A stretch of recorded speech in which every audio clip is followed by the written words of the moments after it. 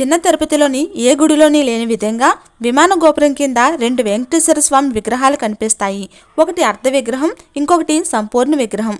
ఇలా రెండు విగ్రహాలు ఎందుకు ఉంటాయంటే, పూర్వం ద్వారక అనే మహాముని విష్ణువు దర్శనం కోసం శేషాద్రి కొండపైనే తపస్సు చేశాడు. అప్పుడు విష్ణువు దర్శనమిచ్చి తను వాల్మీకంలో ఉన్నట్లు చెబుతాడు.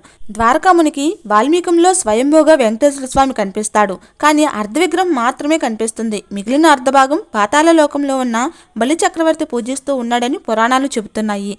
వెంకటేశ్వర స్వామిని ద్వారకాముని కనుగొన్నాడు కాబట్టి ఈ క్షేత్రం ద్వారకా తిరుమల అని పిలువబడుతుంది. భక్తులందరికీ వెంకటేశ్వర స్వామి పాదపూజ చేసుకున్న భాగ్యం కల్పించడానికి రామానుజాచార్యుల వారు మరొక నిలువెత్తు విగ్రహాన్ని అర్ధ విగ్రహం వెనుక ప్రతిష్ఠించారని అంటారు. అలా ఒక విమాన గోపురం కింద రెండు వెంకటేశ్వర స్వామి విగ్రహాలు ఉంటాయి. ఈ ఆలయంకు కృతయుగం నాటి చరిత్ర ఉంది. తిరుమల తిరుపతి తర్వాత ఎక్కువ మంది వెళ్లేది ఈ చిన్న తిరుపతి.